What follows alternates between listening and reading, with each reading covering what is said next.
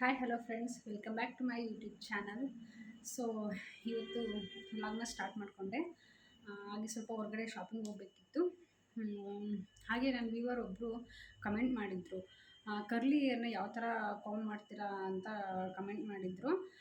So ನಂದು hair care ರೊಟೀನಲ್ಲಿ ನಿಮಗೆ ನಾನು ಅದನ್ನು ಮೆನ್ಷನ್ ಮಾಡಿದ್ದೀನಿ, ಅಂದರೆ ಯಾವ ಥರ ಹೇರ್ನ ಕೇರ್ ಮಾಡಬೇಕು ಕರ್ಲಿ ಹೇರ್ನೆಲ್ಲ ಅಂತಲೂ. ಹಾಗೆ ನೆಕ್ಸ್ಟ್ ಇವಾಗ ನಾನು ನನ್ನ ಹೇರ್ನ ಯಾವ ಥರ ಕಾಮ್ ಮಾಡ್ತೀನಿ ಅಂತ ಹಾಗೆ ಒಂದು ಬ್ರೀಫಾಗಿ ತೋರಿಸ್ತೀನಿ ನಿಮಗೆ. ನಿಜ ನಂದು ತುಂಬ ಅಂದರೆ ತುಂಬ ಕರ್ಲಿ ಹೇರು, ಸಖತ್ತು ಫ್ರೀಝಿ ಅಂದರೆ ಇವತ್ತು ತಲೆ ಸ್ನಾನ ಮಾಡಿದೆ ಅಂದರೆ ಒಂದು 2 ಡೇಸ್ಗೆ ಫುಲ್ಲು ಮೇಂಟೈನ್ ಮಾಡೋಕ್ಕೆ ಆಗೋದಿಲ್ಲ, ಅಷ್ಟು ತುಂಬ ಫ್ರೀಝಿ. ಒಂದು ಸಲ ಬಿಡಿಸ್ಕೊಂಡು ಬಂದರೆ ಮತ್ತೆ ಈ ಕಡೆ ಇಕ್ಕಾಗ್ತಾಯಿತ್ತು. ಅದಕ್ಕೆ ನನಗೆ ಪಾರ್ಲರ್ಗೆ ಹೋಗೋಕ್ಕೂ ಟೈಮ್ ಆಗಿರಲಿಲ್ಲ ಅಂತ ನಮ್ಮಮ್ಮನ ಹತ್ರನೇ ಮೇಂಟೈನ್ ಮಾಡೋಕ್ಕಾಗ್ತಾಯಿರಲಿಲ್ಲ ಅಂತಂದು ಮನೇಲೇ ಕಟ್ ಮಾಡಿಸ್ಕೊಂಡಿದ್ದೀನಿ. ಸೊ ನಾನು ಹಾಗೆ ಬ್ರೀಫಾಗಿ ತೋರಿಸ್ತೀನಿ ನಿಮಗೆ. ಅಂದರೆ ಏನಂದರೆ, ನೀವು ಡ್ರೈ ಹೇರ್ನ ಯಾವತ್ತೂ ಶಾಂಪು ಮಾಡೋಕ್ಕೆ ಹೋಗಬೇಡಿ. 1 ಅವರ್ ಮುಂಚೆ ಆದರೂ ಪರವಾಗಿಲ್ಲ, ನೀಟಾಗಿ ಆಯಿಲ್ ಮಾಡ್ಕೊಂಡ್ಬಿಟ್ಟು ಶಾಂಪು ಮಾಡಿ. ಆಮೇಲೆ ಕಂಡೀಷ್ನರ್ ಬರುತ್ತೆ, ಯಾವುದಾದ್ರೂ ಕಂಡೀಷ್ನರ್ನ ಯೂಸ್ ಮಾಡಿ. ನೆಕ್ಸ್ಟ್ ಹೇರ್ ವಾಶ್ ಎಲ್ಲ ಆಗಿ ಬಂದಮೇಲೆ ಒಂದು ಸಿರಮ್ ನಾನು ಮುಂಚೆ ಬಳಸ್ತಾ ಇದ್ದೆ, ಬಟ್ ಇವಾಗ ಬಳಸ್ತಾ ಇಲ್ಲ. ಅದೊಂದು ಪಿಕ್ನ ನಿಮ್ಗೆ ಅಟ್ಯಾಚ್ ಮಾಡಿರ್ತೀನಿ, ಅದನ್ನು ಸಿರಮ್ ನೀವು ತೊಗೊಂಡು ಬಳಸಿ, ಚೆನ್ನಾಗಿ ಬರುತ್ತೆ ರಿಸಲ್ಟ್. ಅದು ಲಾರಿಯಲ್ ಪ್ಯಾಲೇಸ್ದು ಚೆನ್ನಾಗಿದೆ, ನಾನು ಅದು ಪಿಕ್ ಹಾಕಿರ್ತೀನಿ, ಅದೊಂದು ನೀವು ತೊಗೊಳ್ಳಿ. ಫಸ್ಟ್ ಈ ಥರ ಪಾರ್ಟಿಷನ್ ಮಾಡಿಕೊಂಡು ನೀಟಾಗಿ ಒಂದು ಸೈಡಿಂದನೂ ತಗೊಂಡು ಬರಬೇಕು. ನನಗೀಗ ಸ್ವಲ್ಪ ಕಮ್ಮಿ ಆಗಿರೋದಕ್ಕೆ ಲೆಂತು ಓಕೆ ಮ್ಯಾನೇಜ್ ಮಾಡೋ ಥರ ಆಗಿದೆ, ಬಟ್ ಸಿಕ್ಕಾಪಟ್ಟೆ ಅಂದರೆ ಸಿಕ್ಕಾಪಟ್ಟೆ ನನಗೆ ಮೇಂಟೈನ್ ಮಾಡೋಕ್ಕಾಗ್ತಾನೇ ಇರಲಿಲ್ಲ. ಒನ್ ಡೇ ಇವತ್ತು ತಲೆ ಸ್ನಾನ ಮಾಡಿದೆ ಅಂದರೆ ಇವತ್ತು ನನಗೆ ಬಾಚ್ಕೊಳೋಕ್ಕೆ ಟೈಮ್ ಸಿಗ್ತಾಯಿರಲ್ಲ, ನೆಕ್ಸ್ಟ್ ಡೇಗೆ ಫುಲ್ ಗಂಟಾಗ್ತಾಯಿತ್ತು ಕೂದಲೆಲ್ಲ. ಸೊ ಅದಕ್ಕೆ ನಾನು ಮನೇಲೇ ಕಟ್ ಮಾಡಿಸ್ಕೊಂಡ್ಬಿಟ್ಟೆ. ನೆಕ್ಸ್ಟ್ ಯಾವಾಗಾದರೂ ಪಾರ್ಲರ್ಗೆ ಹೋದಾಗ ಏನಾದರೂ ಹೇರ್ ಕಟ್ ಮಾಡಿಸೋಣ ಅಂತ ಈ ಥರ ನೀಟಾಗಿ ಪಾರ್ಟಿಷನ್ ಮಾಡಿಕೊಂಡು ಬಿಡಿಸ್ಕೊಳ್ರಿ ಫಸ್ಟು. ಅಂದರೆ ಒಂದು ಕೊಂಬ್ ಬರುತ್ತೆ ಮರದ್ದು, ಇಲ್ಲ ಪ್ಲಾಸ್ಟಿಕ್ಕಿಂದೇ ಬರುತ್ತೆ, ಫುಲ್ ದಪ್ಪ ದಪ್ಪ ಅಲ್ಲಿಂದ ಬರುತ್ತೆ, ಅದನ್ನು ನೀವು ತೊಗೊಂಡು ಯೂಸ್ ಮಾಡಿ. ಬಟ್ ನಾನು ಮುಂಚೆ ಯೂಸ್ ಮಾಡ್ತಾಯಿದ್ದೆ, ಬಟ್ ಇವಾಗ ನನಗೆ ಅದಕ್ಕೆಲ್ಲ ಟೈಮೆಲ್ಲ ಇಲ್ಲ. ಸೊ ಹಾಗಾಗಿ ನಾನು ಇದನ್ನೇ ಯೂಸ್ ಮಾಡ್ತೀನಿ. ಬರುತ್ತೆ ಫುಲ್ ದೊಡ್ಡ ಅಲ್ಲಿಂದ ಬರುತ್ತೆ, ಅದನ್ನು ತಗೊಂಡು ಯೂಸ್ ಮಾಡ್ತೀವಿ. ಈ ಥರ ಪಾರ್ಟಿಷನ್ ಮಾಡಿಕೊಂಡು ನೀಟಾಗಿ ಫಸ್ಟು ಬಿಡಿಸ್ಕೊಳ್ಳಿ. ಕೈಯಲ್ಲೆಲ್ಲ ಬಿಡಿಸ್ಕೋಬೋದು, ಬಟ್ ಕೈಯಲ್ಲೆಲ್ಲ ಬಿಡಿಸ್ಕೊತ ಕೂತ್ಕೊಂಡ್ರೆ ಟೈಮ್ ಆಗೋದಿಲ್ಲ, ಅದನ್ನೇ ಮಾಡ್ಕೊತ ಕೂತ್ಕೋಬೇಕಾಗುತ್ತೆ. ಫಸ್ಟ್ ನೀಟಾಗೆ ಇಕ್ಕೆಲ್ಲ ಬಿಡಿಸ್ಕೊಂಬಿಡ್ರಿ ಒಂದು ಕಡೆಯಿಂದ.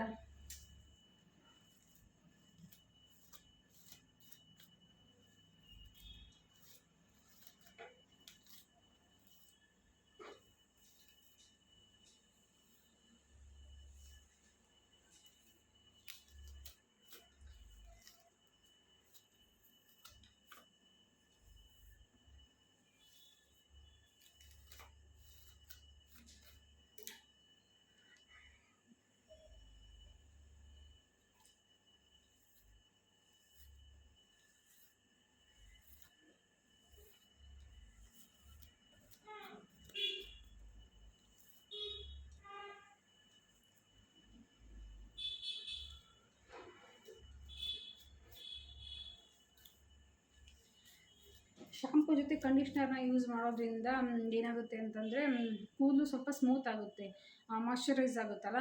ಸೊ ಹಾಗಾಗಿ ಅವಾಗ ಏನೂ ಅಷ್ಟೊಂದು ಫ್ರೀಝಿ ಅನಿಸಲ್ಲ, ಮ್ಯಾನೇಜ್ ಮಾಡ್ಬೋದು. ಬಟ್ ಬರೀ ಶಾಂಪು ಯೂಸ್ ಮಾಡೋದ್ರಿಂದ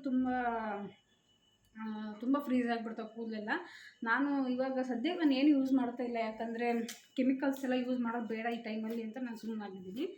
ಬಟ್ ನಿಮಗೆ ಅದು ಪಿಕ್ ಅಟ್ಯಾಚ್ ಮಾಡಿರ್ತೀನಿ, ನೀವು ಅದನ್ನು ತೊಗೊಳ್ಳಿ, ಬೈ ಮಾಡಿ.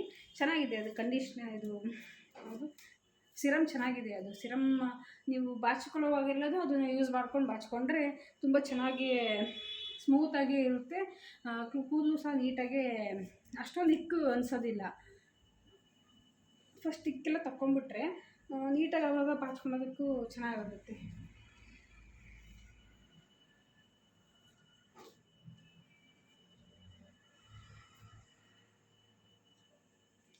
ನಮ್ಮದು ಕರ್ಲ್ ಹೇರ್ ಅಂತಂದರೆ ಉದ್ದ ಇದ್ದು ದಪ್ಪ ಇತ್ತು ಅಂತಂದರೆ ಅದನ್ನ ಫುಲ್ಲು ಮೇಂಟೈನ್ ಮಾಡೋದಕ್ಕಲ್ಲ, ಯಾರಾದರೂ ಇನ್ನೊಬ್ಬರು ಬೇಕೇ ಬೇಕಾಗುತ್ತೆ ಹೆಲ್ಪ್ ಬಾಚ್ಕೊಳೋದಕ್ಕೆ, ಆ ಥರ ಆಗ್ತಾಯಿತ್ತು ನನಗೂ. ಸೊ ಅದಕ್ಕೆ ನಾನು ಪಾರ್ಲರ್ಗೆ ಹೋಗೋಕ್ಕೂ ಟೈಮ್ ಸಿಗ್ತಾಯಿಲ್ಲ ನನಗೆ, ಹಂಗಾಗಿ ನಾನು ಮನೇಲೇ ಕಟ್ ಮಾಡಿಸ್ಕೊಂಡಿದ್ದು ಸದ್ಯಕ್ಕೆ. ನೆಕ್ಸ್ಟು ಡ್ಯೂಟಿಗೆ ಹೋಗ್ಬೇಕಾದ್ರೆ ಯಾವಾಗಾದರೂ ಒಂದಿನ ಹೋಗಿ ಮಾಡಿಸ್ಕೊಂಡ್ರೆ ಆಯಿತು ಫ್ರೀ ಇದ್ದಾಗ ಅಂತ ಅಂದ್ಕೊಂಡು ಈ ಥರ ಫುಲ್ ನೀಟಾಗಿ ಫಸ್ಟ್ ಬಿಡಿಸ್ಕೊಂಡು, ಆಮೇಲೆ ಚಿಕ್ಕ ಕಡೆಯಿಂದ ಈ ಥರ ನೀಟಾಗಿ ಬಾಚ್ಕೊತ ಬಂದರೆ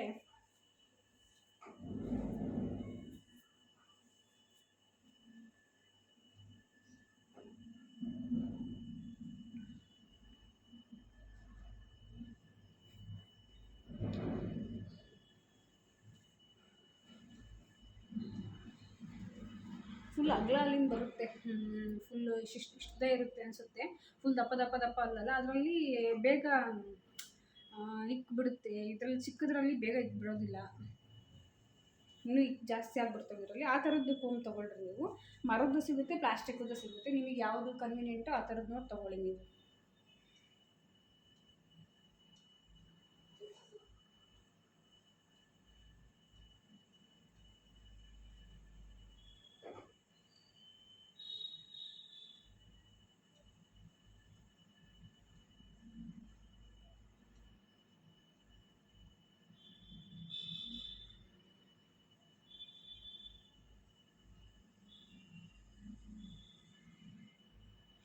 ಬಿಡೋದೇ ಇಲ್ಲ ಏನಾದ್ರೂ, ಯಾಕಂದರೆ ಕಷ್ಟವೇ. ನಮ್ಮ ಥರದ ಕೂದಲುಗಳಂತೂ ಹಳದಾಗ ಬಂದ್ಬಿಡುತ್ತೆ. ತಲೆ ಹಚ್ಕೋಬೇಕು ಅಂತಂದರೆ ಎಲ್ಲಿಗಾದ್ರೆ ಸಡನ್ನಾಗಿ ಹೋಗೋದಕ್ಕಂತೂ ಆಗೋದೇ ಇಲ್ಲ.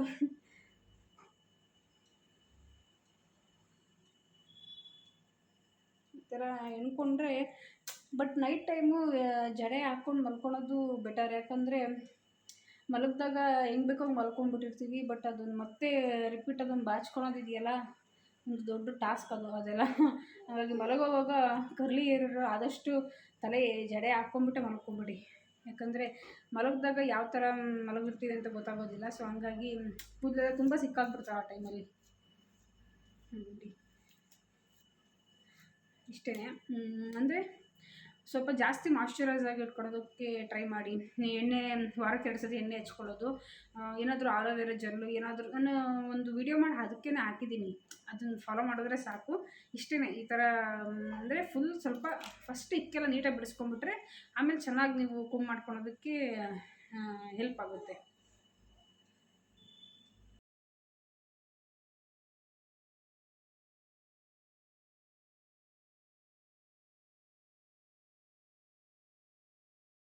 ಹಾಗೆ ಈ ಕಡೆ ದೇವ್ರ ಪೂಜೆ ಮಾಡೋಣ ಅಂತ ಬಂದೆ. ಶುಕ್ರವಾರ ಆಗಿದ್ದು ಬೆಳಗ್ಗೆನೇ ಎಲ್ಲ ದೇವ್ರ ಸಾಮಾನೆಲ್ಲ ತೊಳೆದಿಟ್ಟಿದ್ದೆ. ಸೊ ಹಾಗೆ ಒಂದು ಸಲ ಪೂಜೆ ಮಾಡ್ಕೊಂಡ್ಬಿಟ್ರೆ ಕೆಲವೊಂದು ಕೆಲಸ ಮುಗಿದ್ಬಿಡುತ್ತೆ ಅಂತ ಹಾಗೆ ಪೂಜೆ ಮಾಡಿಬಿಟ್ಟೆ. ಇಲ್ಲಿ ನಮಗೆ ಸಪ್ರೇಟಾಗಿ ದೇವ್ರ ಮನೆ ಬಂದಿಲ್ಲ. ಸೊ ನಾನೇ ಈ ಥರ ಶೆಲ್ಫಲ್ಲೇ ಒಂದು ದೇವ್ರ ಮನೆಗೆ ಅಂತ ಸಪ್ರೇಟಾಗಿ ನಾನೇ ಮಾಡ್ಕೊಂಡಿದ್ದೀನಿ. ಬಟ್ ದೇವ್ರ ಮನೆ ಸಪ್ರೇಟಾಗಿ ಸಿಗೋದು ತರಿಸ್ಬೋದು, ಬಟ್ ನಾವು ನೆಕ್ಸ್ಟು ಮನೆ ಕಟ್ಟೋ ಒಂದು ಪ್ಲ್ಯಾನ್ ಇರೋದ್ರಿಂದ ಸೊ ಮತ್ತೆ ನೆಕ್ಸ್ಟ್ ಅದು ಯೂಸ್ ಆಗೋಲ್ಲ ಅನ್ನೋ ಕಾರಣಕ್ಕೋಸ್ಕರ ನಾನು ತರಿಸ್ಕೊಂಡಿಲ್ಲ. ಸೊ ಇದರಲ್ಲೇ ಮೇಂಟೈನ್ ಮಾಡ್ಕೊತಾ ಇದ್ದೀನಿ. ಇಲ್ಲಿ ನಾನು ನಿಮಗೆ ಇನ್ಸ್ಟೆಂಟ್ ಚಕ್ಲಿ ರೆಸಿಪಿನ ತೋರಿಸ್ತಾ ಇದ್ದೀನಿ. ಇದಕ್ಕೆ ಒಂದು ಮುಕ್ಕಾಲು ಲೋಟ ಆಗುವಷ್ಟು ಅಕ್ಕಿ ಹಿಟ್ಟನ್ನು ತಗೊಂಡು ಸ್ವಲ್ಪ ಮೀಡಿಯಮ್ ಫ್ಲೇಮಲ್ಲಿ ಹುರ್ಕೋಬೇಕು. ತುಂಬ ಹುರ್ಕೊಂಬಬಾರ್ದು.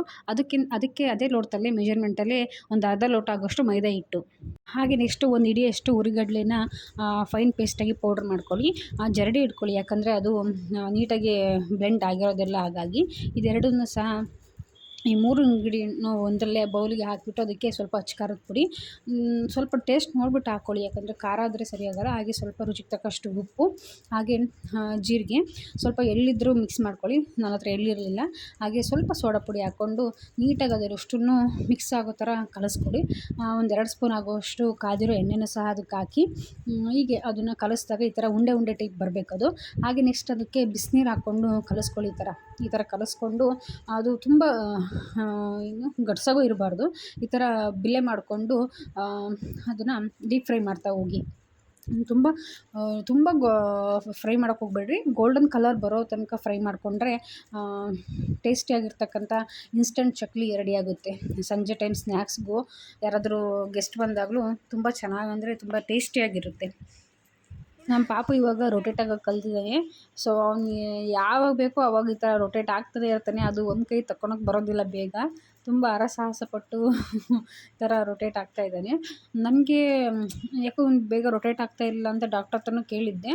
ಅವ್ರು ಹೇಳಿದರು, ಅವ್ನ ತಾಯಿ ಸ್ವಲ್ಪ ದಪ್ಪ ಇರೋದ್ರಿಂದ ಅವರಿಗೆ ಕಷ್ಟ ಆಗ್ತಿದೆ, ಹಂಗಾಗಿ ಅಷ್ಟೇ, ನೋ ಪ್ರಾಬ್ಲಮ್, ಚೆನ್ನಾಗಿದ್ದಾನೆ, ಹೆಲ್ತಿಯಾಗಿದ್ದಾನೆ ಅಂತಲೇ ಹೇಳಿದ್ರು. ಅದೊಂದು ಖುಷಿ ಆಯಿತು. ಅಂದರೆ ಇವಾಗ ಕೆಳಗೆ ಮಲಗಿಸ್ಬೇಕು, ಈ ಥರ ಮಂಚದ ಮೇಲೆಲ್ಲ ಬಿಟ್ಟು ಬರೋದಕ್ಕಾಗಲ್ಲ ಒಬ್ಬನ್ನೇ, ಇಲ್ಲಾಂದರೆ ರೊಟೇಟಾಗಿ ಕೆಳಗೆ ಬಿದ್ದುಬಿಟ್ರೆ ಅನ್ನೋ ಭಯ ಇರುತ್ತೆ. ಹಂಗಾಗಿ ಕೆಳಗೆ ಚಾಪಿ ಮೇಲೆ ಹಾಕ್ಸಿ ಮಲಗಿಸ್ತಾ ಇರ್ತೀನಿ ಯಾವಾಗಲೂ. ನಾನಿದ್ದರೆ ಮಾತ್ರ ಈ ಥರ ಮೇಲ್ಗಡೆ ಮಲಗಿಸ್ಕೊಂಡಿರ್ತೀನಿ. ಹಾಗೆ ಸುಮಾರು ದಿವಸ ಆಗಿತ್ತು ಶಾಪಿಂಗ್ ಮಾಡಿ. ಸೊ ಹಾಗಾಗಿ ಇಲ್ಲೇ ಒಂದು ಶಾಪಿಗೆ ಹೋದ್ವಿ ಬಟ್ಟೆ ತೊಗೊಂಬರೋಣ ಅಂತ. ಜನ ಏನಿರಲಿಲ್ಲ, ತುಂಬ ಫ್ರೀಯಾಗೇ ಇತ್ತು. ಫಸ್ಟು ನಮ್ಮ ಮನೆಯವ್ರು ತೊಗೊಳ್ತಾ ಇದ್ರು. ಸೊ ಹಾಗಾಗಿ ನಾನು ಪಾಪುನ ಹಿಡ್ಕೊಂಡು ಅವ್ರು ತೊಗೊಳ್ಲಿ ಅಂತ, ಅವ್ರು ಚಾಯ್ಸ್ ಮಾಡ್ಕೊಳ್ಳಿ ಅಂತ ನಾನು ಕೂತ್ಕೊಂಡಿದ್ದೆ ಪಾಪುನ ಹಿಡ್ಕೊಂಡು. ಫ್ರೀಯಾಗೇ ಇತ್ತು ಅಂಗಡಿ ಮಾತ್ರ, ಯಾರೂ ಕಸ್ಟಮರ್ಸ್ ಏನು ಜಾಸ್ತಿ ಇರಲಿಲ್ಲ. ಸೊ ಅವ್ರು ತೊಗೋತಾ ಇದ್ರು, ನಾನು ಸುಮ್ಮನೆ ಕೂತಿದ್ದೆ ಪಾಪು ನೋಡಿಕೊಂಡು. ಅವನು ಕೂತ್ಕೊಂಡ್ರೆ ಮಾತ್ರ ಸುಮ್ಮನೆ ಇರ್ತಿರಲಿಲ್ಲ, ಸುಮ್ಮನೆ ಎದ್ದು ಓಡಾಡ್ತಾ ಇರಬೇಕಾಗಿತ್ತು, ಆ ಥರ ಮಾಡ್ತಾಯಿದ್ದ. ಬಟ್ ನಮ್ಮ ಮನೆಯವ್ರ ಸೆಲೆಕ್ಷನ್ನು ಬೇಗ ಆಗಲಿಲ್ಲ. ಒಂದು ಹಾಫ್ ಆನ್ ಅವರು ಮುಕ್ಕಾಲು ಅವರ್ ಆಯಿತು ಅವ್ರು ತೊಗೊಳೋದೇನೆ. ಯಾಕಂದರೆ ಮ್ಯಾಚಿಂಗ್ ಬೇಗ ಸಿಗ್ತಾ ಇರಲಿಲ್ಲ. ಶರ್ಟ್ ಏನೋ ಸಿಕ್ತು, ಬಟ್ ಪ್ಯಾಂಟ್ ಬೇಗ ಸಿಗಲಿಲ್ಲ ಅದಕ್ಕೆ ಮ್ಯಾಚಿಂಗಾಗಿ. ಮತ್ತೆ ಅದು ಚೇಂಜ್ ಮಾಡಲೇಬೇಕಾಯಿತು. ನೋಡಿ ಈ ಥರ ಪರ್ಸ್ನ ಇಟ್ಕೊಂಡು ಜಗಿತಾ ಇದ್ದೀನಿ. ಸೊ ನನಗಂತೂ ಸಾಕಾಗೋಯ್ತು ಅವ್ನು ಹಿಡ್ಕೊಳೋ ಅಷ್ಟರಲ್ಲಿ.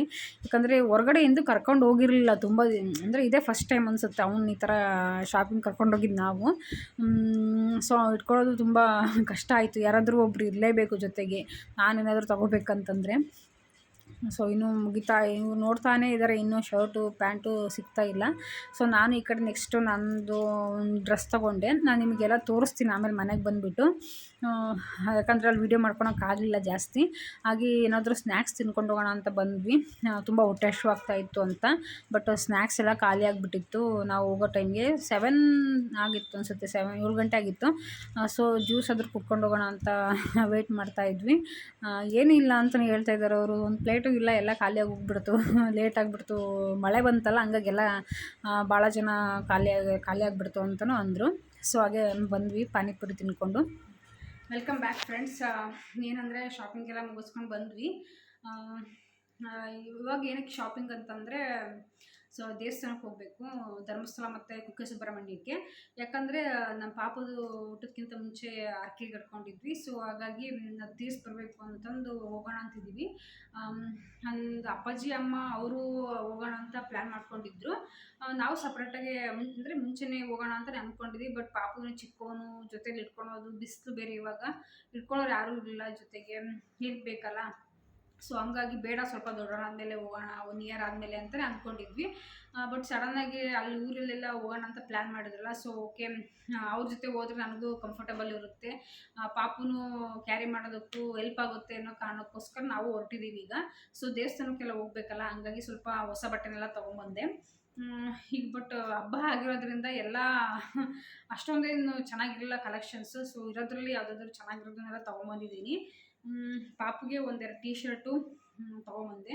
ಇದು ಒಂದು, ಆಮೇಲೆ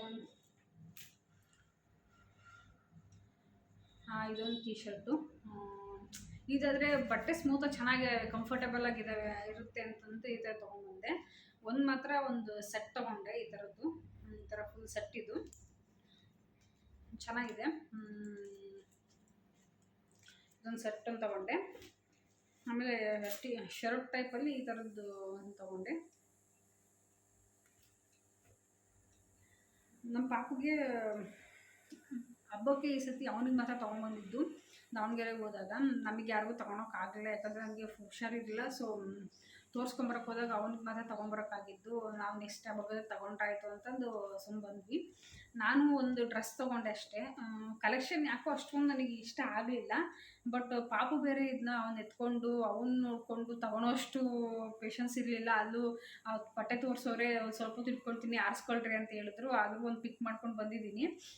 ಬಟ್ ಯಾಕೋ ಇದು ನನಗೆ ಅಷ್ಟೊಂದು, ಮನೆಗೆ ಬಂದಮೇಲೆ ಯಾಕೋ ಅಷ್ಟೊಂದು ಸ್ಯಾಟಿಸ್ಫ್ಯಾಕ್ಷನ್ ಆಗ್ತಾಯಿಲ್ಲ ಈ ಡ್ರೆಸ್ಸು.